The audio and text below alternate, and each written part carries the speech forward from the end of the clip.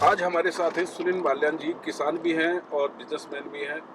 पिछले दिनों किसान आंदोलन से जुड़े रहे और इस समय जो चुनाव चल रहा है, इस चुनाव की इसमें शामली क्षेत्र में इनके दौरे भी चल रहे हैं। जानेंगे इस क्षेत्र में क्या सहा किसान आंदोलन में और इस किसान आंदोलन की क्या भूमिका रहने वाली है इस विधानसभा चुनाव में। सुनील जी, आपका बहुत बहुत स्वागत है। जी नमस्कार। कैसा समय था किसान आंदोलन जब जिस समय चल रहा था, क्या झेला इस क्षेत्र के लोगों ने? देखिए, सबसे बड़ी चीज़ क्या है, इस सरकार ने जो हमारे साथ अत्याचार किया है, विश्वासघात किया है और हमारे जो 700 किसान शहीद हुए हैं, उन कुर्बानियों को किसान नहीं भूल सकता। हमने 13 महीने रह करके वहाँ संघर्ष किया। इस सरकार ने जो अभी सरकार है, इस सरकार ने किसानों की आवाज़ को दबाने का प्रयास किया, दफन करने का काम किया। जो किसान कौम थी, जो किसान बिरादरी है, उस किसान बिरादरी को दफन करना चाहती थी ये सरकार। क्योंकि 1 साल पहले 28 जनवरी की रात को पूरा देश देख रहा था, किसी घर के अंदर खाना नहीं बना। सबने देखा कि होगा क्या, क्योंकि उस वक्त इस सरकार की एक ही मंशा थी कि लगभग किसी भी तरीके से इस यूनियन को समाप्त कर दो, इन किसानों को समाप्त कर दो। और इस सरकार ने हमेशा एक चीज चाहिए कि जो भी आदमी इस सरकार के खिलाफ आवाज उठाएगा, उससे ये बर्बाद कर देगी, दफन कर देगी।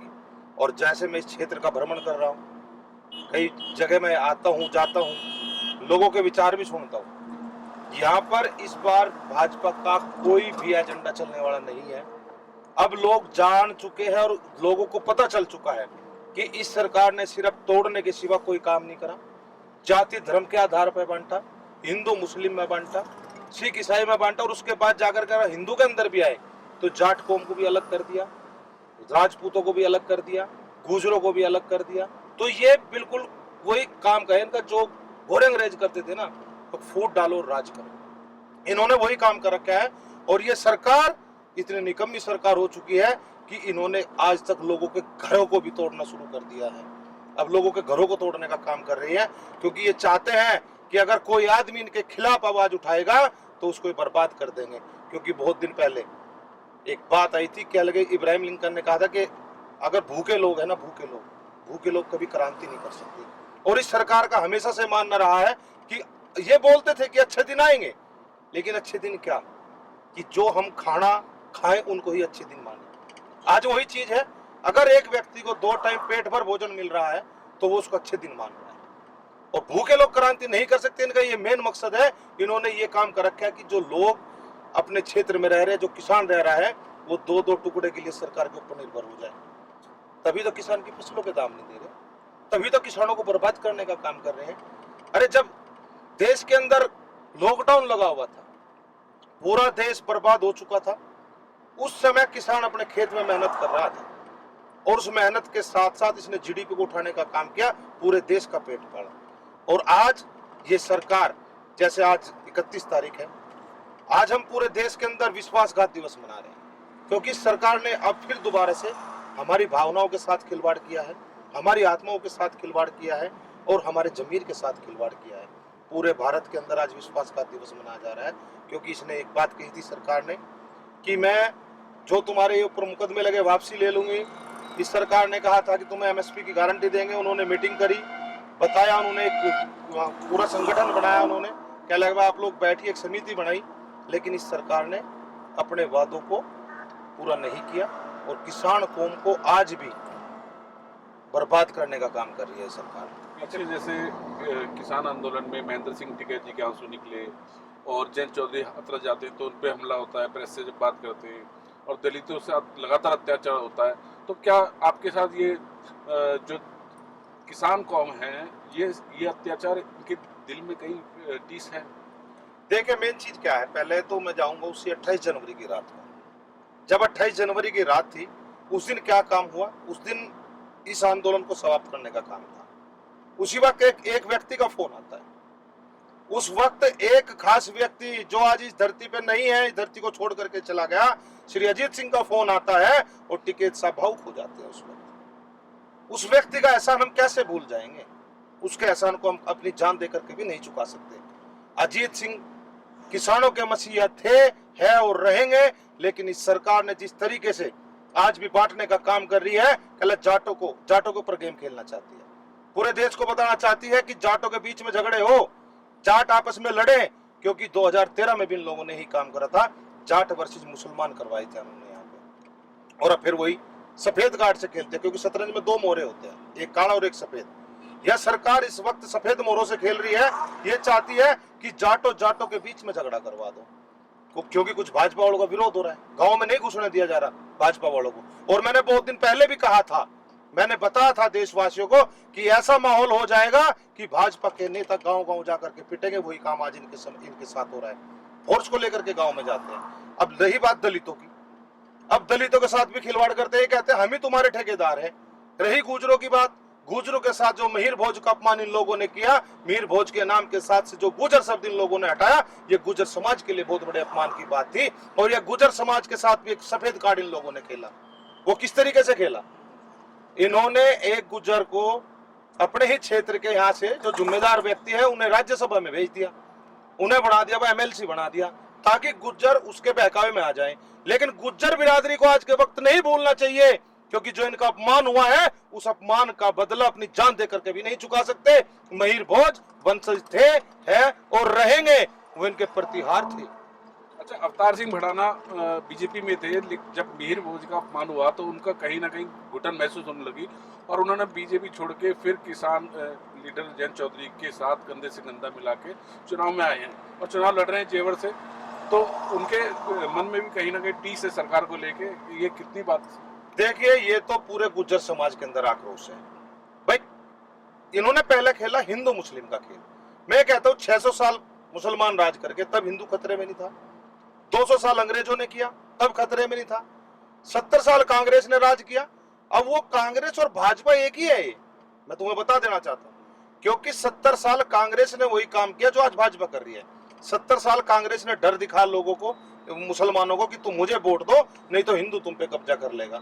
और आज वही बात भाजपा कर रही है, हिंदू को ये कहती है कि तुम मुझे वोट दो नहीं तो मुसलमान थारे पे कब्जा कर लेगा। अरे मैं तो ये कहना चाहता हूँ, ना हिंदू खतरे में है ना मुसलमान खतरे में है, इनकी कुर्सियां खतरे में है। अगर ये सब एक हो जाएंगे तो इनकी कुर्सी हलने लगेगी, इनका सिंहासन हल जाएगा।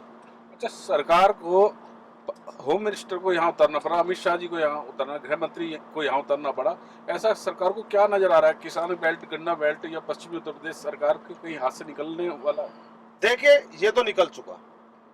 ये देखिए, सबसे मेन चीज क्या है, पूरे देश के अंदर उत्तर प्रदेश ये भूमिका तय करता है कि देश का राजनीतिक नेतृत्व कैसा होना चाहिए, और खासकर जो पश्चिमी उत्तर प्रदेश है यहाँ से उसकी नींव टिकती है।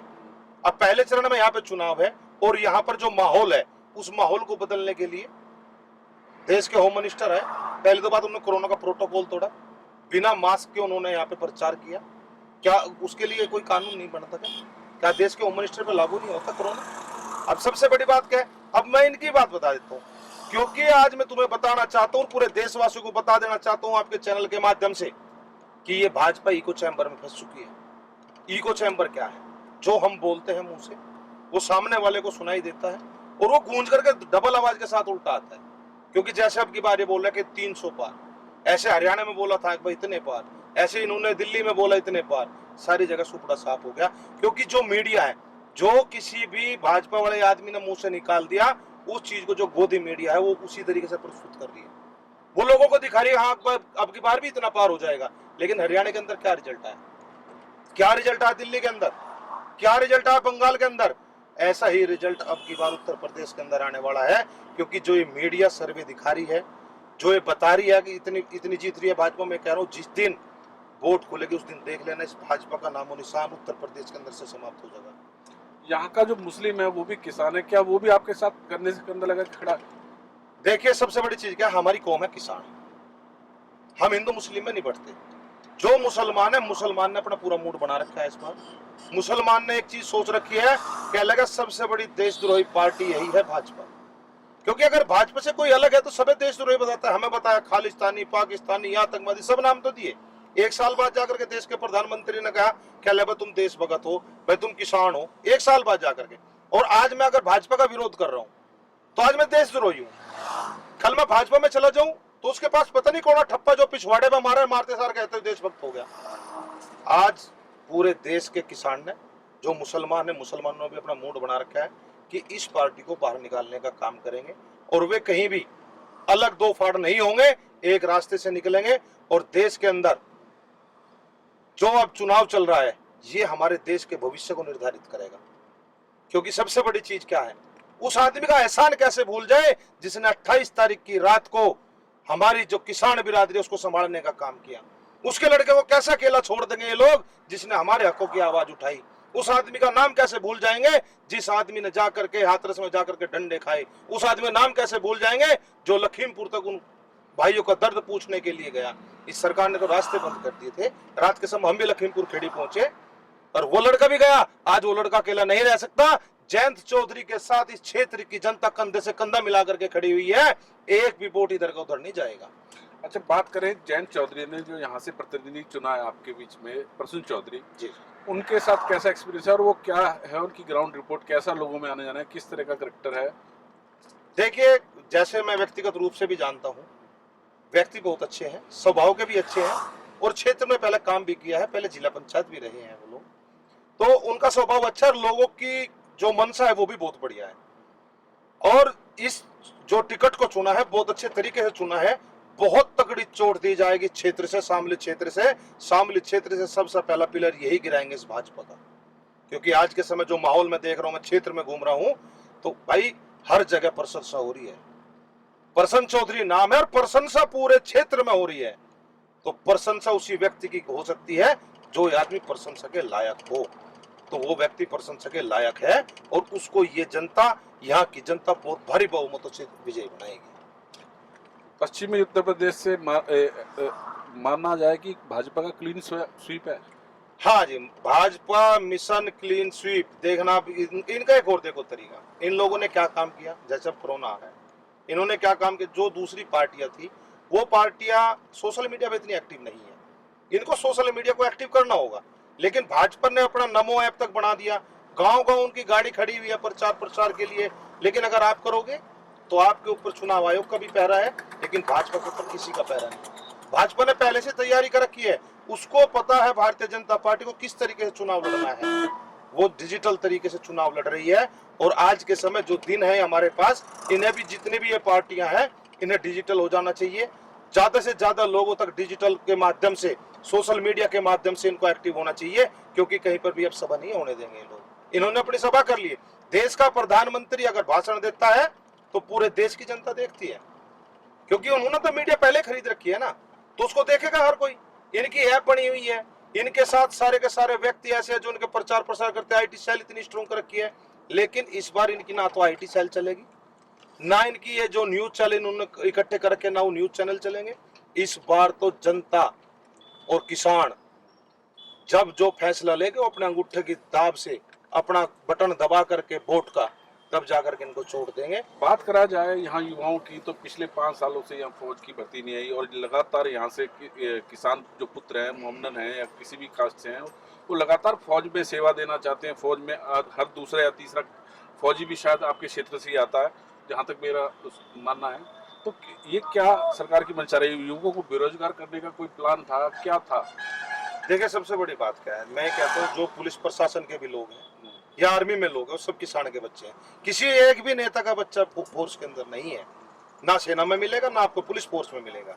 लेकिन आज देश का जो नौजवान साथी है, अगर आज वो रोजगार मांग रहा है, तो उसको डंडे बरसाए जा रहे हैं। आज बिहार के अंदर देख लो आप लोग, जो अगर कोई बैंक कर्मी आकर के आंदोलन करेगा उन पे भी डंडे बरसाए जाएंगे।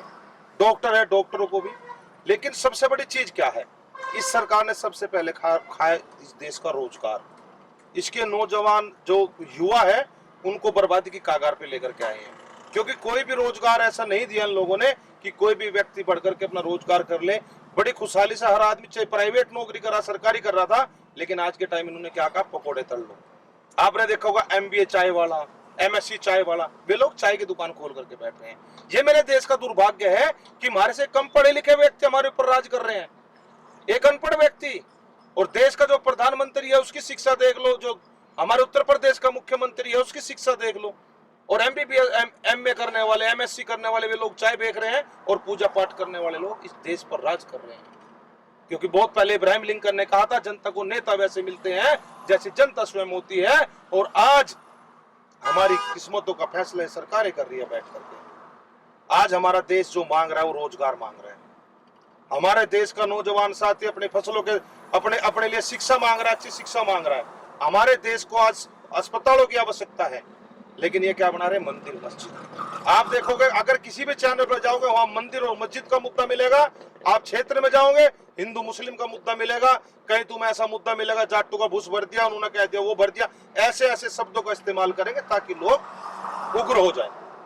लेकिन आज के समय कोई उग्र नहीं होगा, और ये देश की जनता जान चुकी है कि इनको किस तरीके से, किस हाल में और किस नजरिए से इनको सबक देना है, जनता जान चुकी है।